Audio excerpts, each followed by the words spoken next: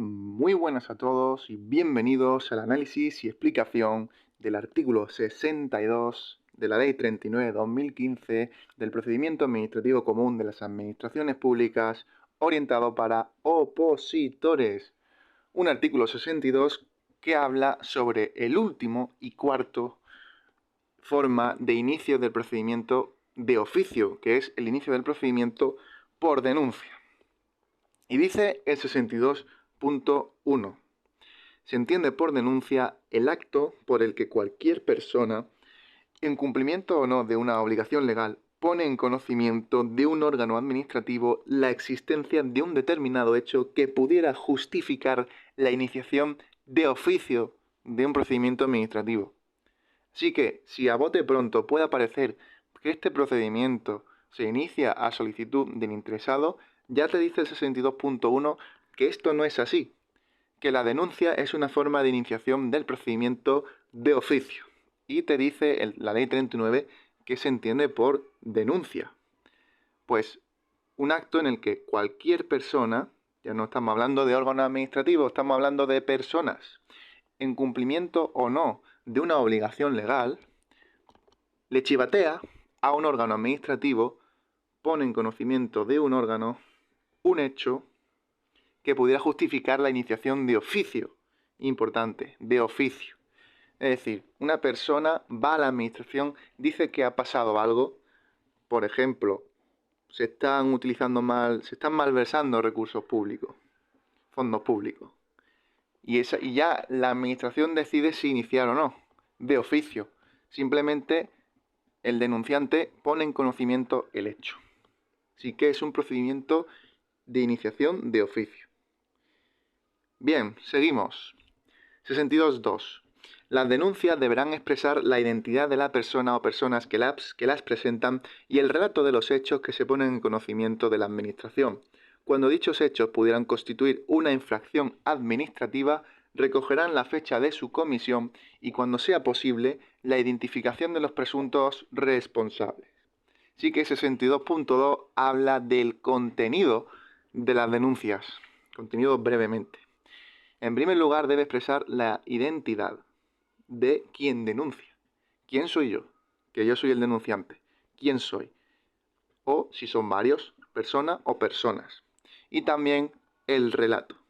El relato de los hechos de qué ha pasado. ¿Qué ha pasado para que yo venga aquí a poner una denuncia? Cuando puedan constituir infracción administrativa, se incluirá en la denuncia más cosas, más elementos. En primer lugar, la fecha de su comisión o de su posible comisión y, cuando sea posible, identificación de presuntos responsables, sospechosos. Así que, por norma general, el denunciante, identidad del denunciante y relato de los hechos. ¿Quién es el denunciante y qué ha pasado? Y en caso de infracción administrativa, añadir a lo demás, a lo anterior, fecha de comisión, es decir, cuándo ocurrió esa posible infracción y quiénes son los sospechosos, presuntos responsables. Seguimos, 62.3. Cuando la denuncia invocara un perjuicio en el patrimonio de las administraciones públicas, la no iniciación del procedimiento deberá ser motivada y se notificará a los denunciantes la decisión de si se ha iniciado o no el procedimiento. Ejemplo de una denuncia que pueda invocar un perjuicio en el patrimonio de la administración. Pues, por ejemplo, sospecha de malversación de fondos públicos, donde se acusa a un funcionario público de desviar recursos destinados a proyectos de infraestructura hacia cuentas personales, por ejemplo. Esto provoca un perjuicio en el patrimonio de las administraciones. Así que, 62.3, caso específico de denuncia. Perjuicio en el patrimonio de las administraciones. ¿Qué pasa si la administración decide no iniciar en este caso concreto? Pues la no iniciación debe ser motivada. Hay que justificar por qué no se inicia el procedimiento. Y esa decisión de haber iniciado o no el procedimiento, tanto si sí como si no, habrá de ser notificada. Se notificará, sí o sí, a los denunciantes la decisión de si se ha iniciado o no el procedimiento. Pero en el caso de que no se haya iniciado, además debe ser motivada la decisión. Esto solo en el caso de si hay perjuicio en el patrimonio, si puede constituir un perjuicio en el patrimonio de las administraciones públicas. Seguimos, 62.4.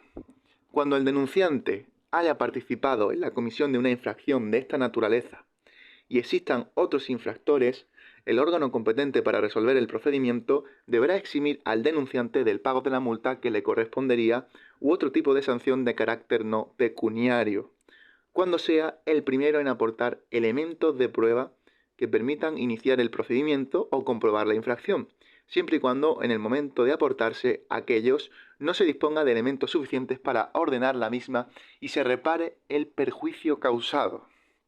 Así que vemos un denunciante que ha participado, que ha sido malo, pero este malvado denunciante se ha arrepentido de lo que ha hecho y va a avisar a la administración de las cosas malas que han sucedido y de otros posibles malos de la película. Así que, denunciante haya participado en la comisión de una infracción y existan otros infractores también, pues, ¿qué pasa? ¿Quién perdona? Pues el competente para resolver. El competente para resolver obligatoriamente deberá eximir, es decir, perdonar el pago de la multa, es decir, el castigo, porque está arrepentido, u otro tipo de sanción de carácter no pecuniario.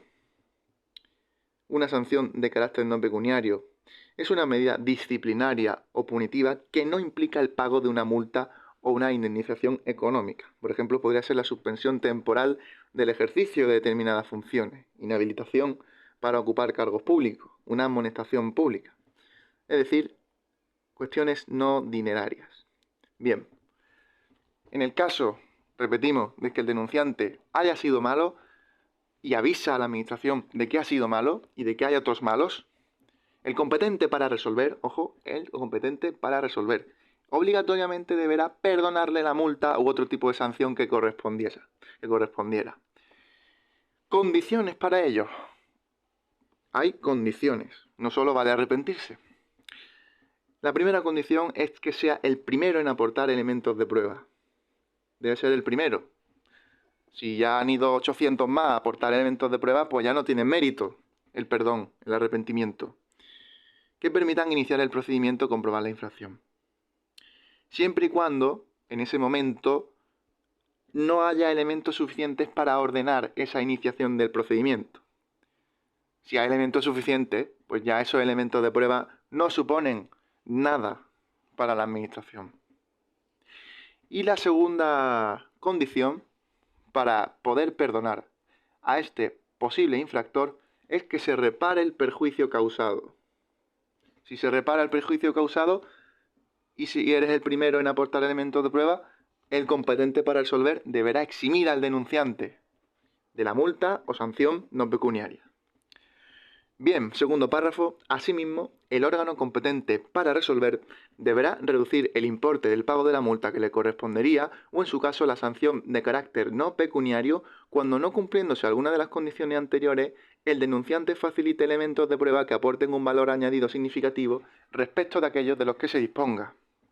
Así que tenemos una solución un poco más flexible que la anterior y es que si no se cumplen las condiciones que hemos dicho en el primer párrafo del 62.4, pues en vez de eximir la administración del pago de la multa o sanción no pecuniaria, pues perdona un trocito, reduce parte del importe o sanción. Así que, y el competente para resolver también, importante, deberá reducir el importe o sanción. Así que vamos a subrayar simplemente deberá reducir.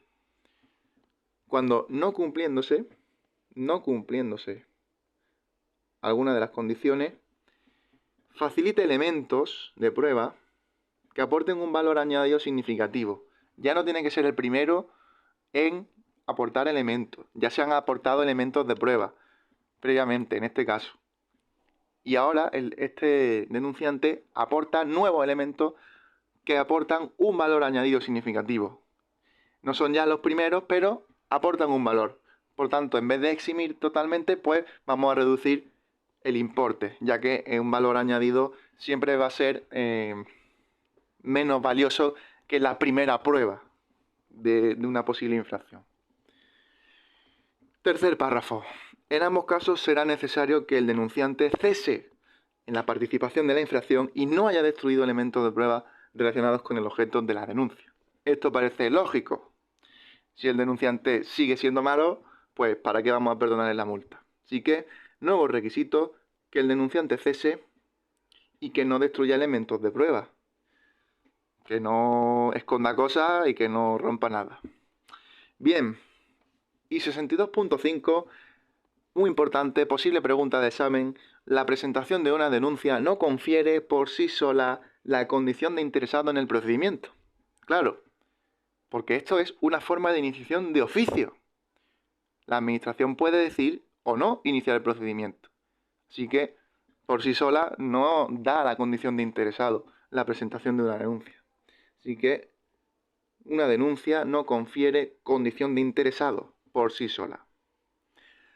Así que sin más, queda analizado el artículo 62 de la denuncia, importante, que tiene muchos detalles, importante que es un procedimiento de oficio, saber el contenido de las denuncias, tanto si es infracción como si no, también saber que se pueden arrepentir los denunciantes y hay varias escalas de perdón, como hemos visto, en el 62.4 párrafos 1 y 2.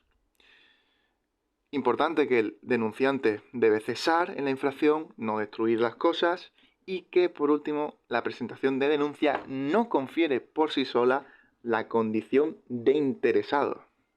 Así que sin más, nosotros nos vemos ya en el próximo vídeo, que será el del artículo número 63. Un saludo.